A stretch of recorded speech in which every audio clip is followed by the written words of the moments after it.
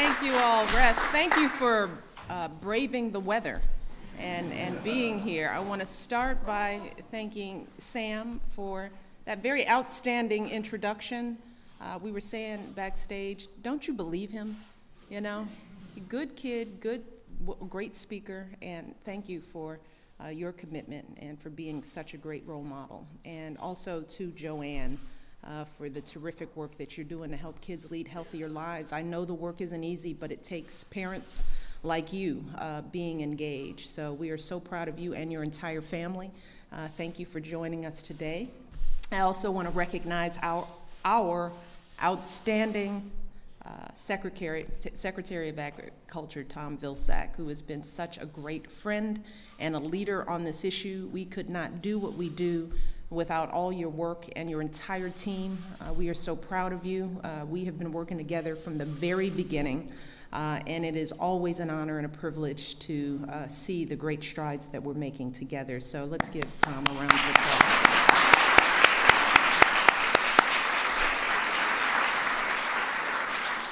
And of course, most of all, I want to thank all of you, the advocates, the educators, the leaders who've been with us from the very beginning of this journey. As you all remember, back when we first launched Let's Move, this whole healthy eating thing was still kind of a novelty. Back then, if a school grew a garden or installed a salad bar, if a fast food restaurant started selling a healthy item or a business offered employees incentives to exercise more, that was a big deal. Some folks even warned me that taking on childhood obesity might be controversial. They thought kids and parents should deal with these issues privately. Others laughed it off as not a real issue at all. Well, 4 years later, that all seems like ancient history. Today, big chain restaurants have whole menus of healthy choices. Entire organizations are working to plant school gardens, and water just surpassed soda as the most commonly consumed beverage in America. Yay, go water, drink up. And today, folks are really starting to think about what they eat and how active they are. So they're scrutinizing labels.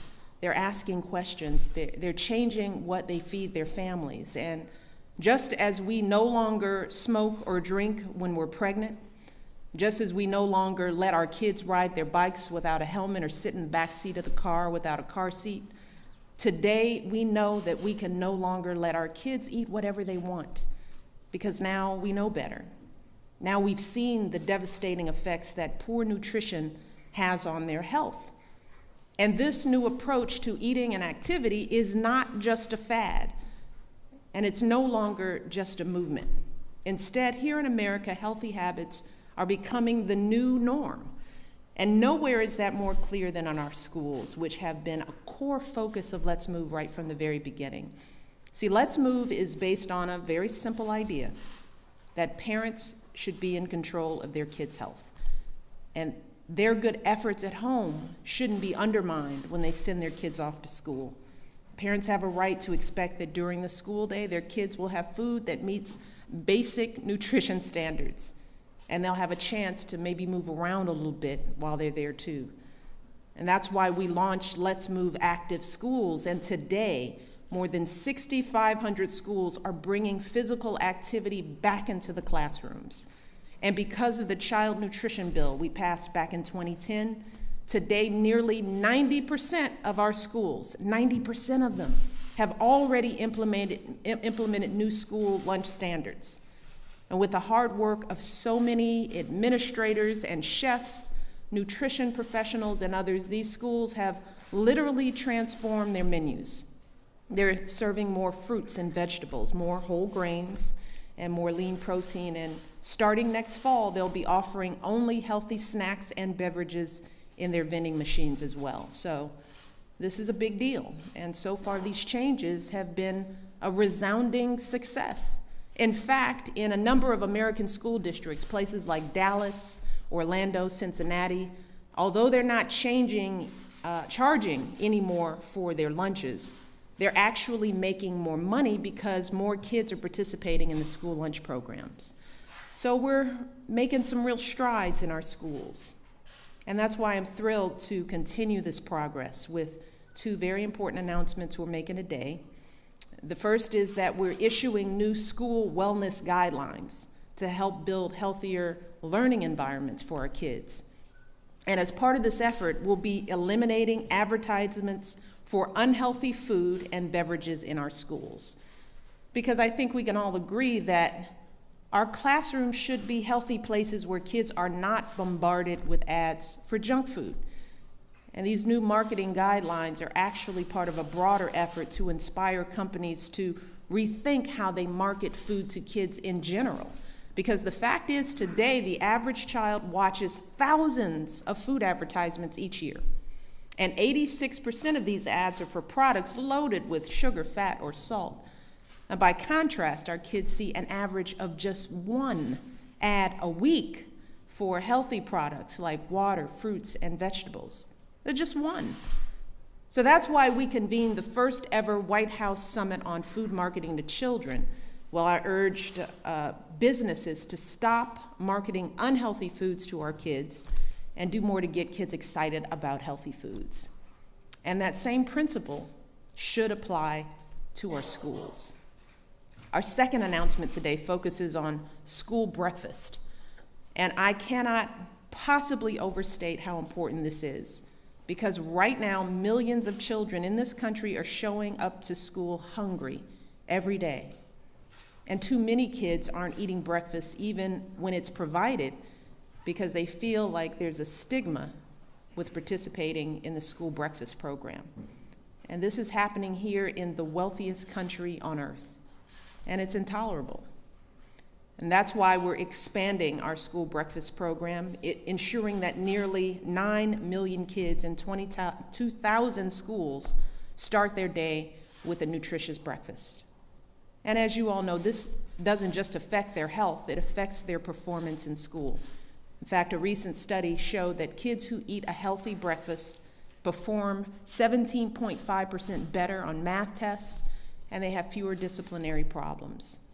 So this is critical for our kids' future, and it's also critical for the future of our country, because healthy and well-educated kids are more likely to become healthy, well-educated adults who will build a productive workforce and a vibrant economy for generations to come.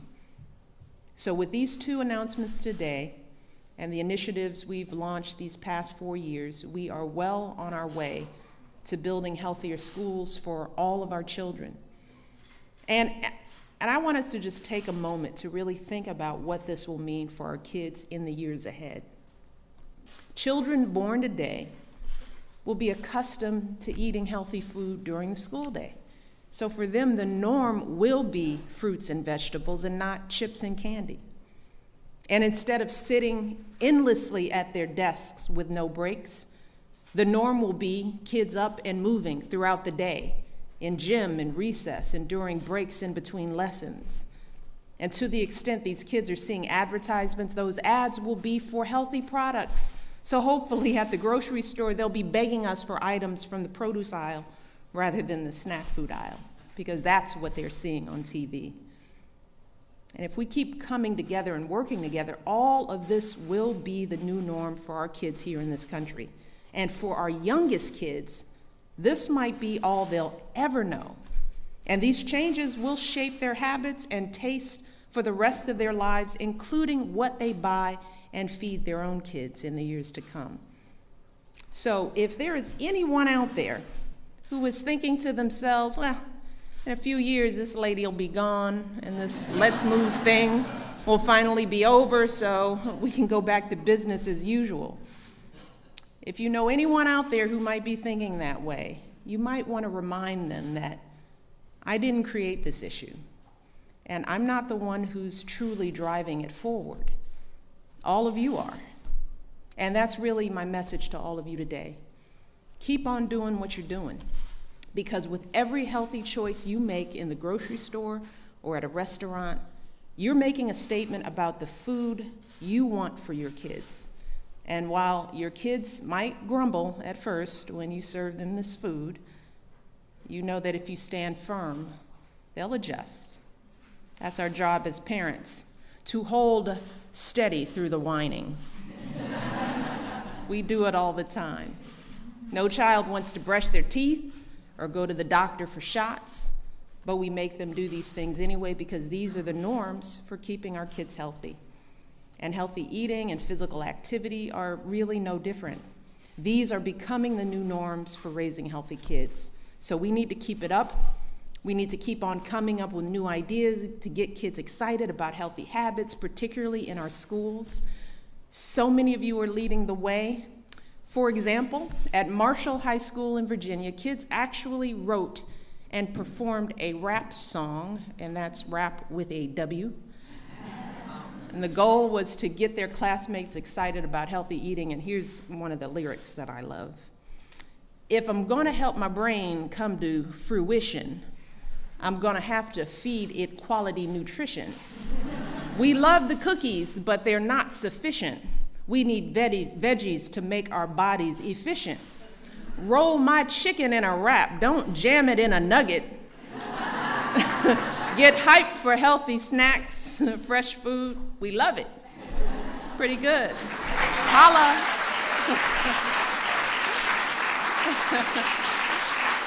Love that. Don't jam it in a nugget, not my chicken.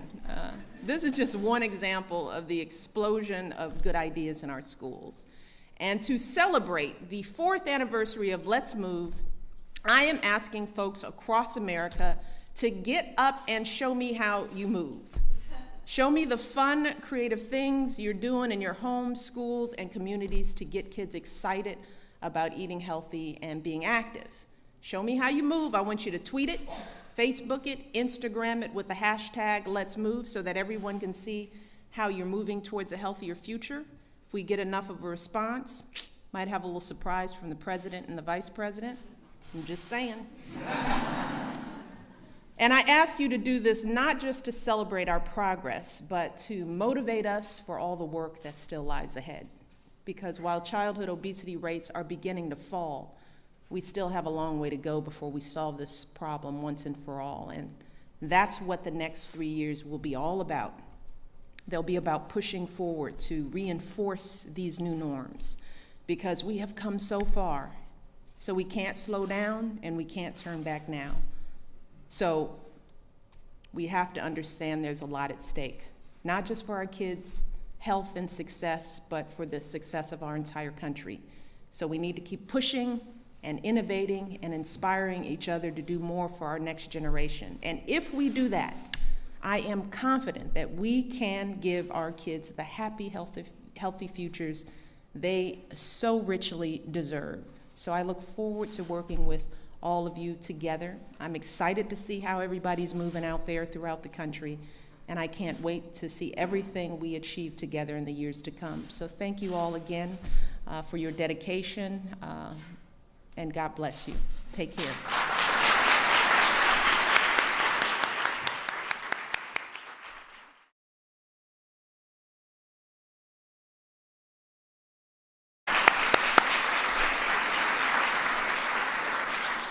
And of course, most of all, I want to thank all of you, the advocates, the educators, the leaders who've been with us from the very beginning of this journey.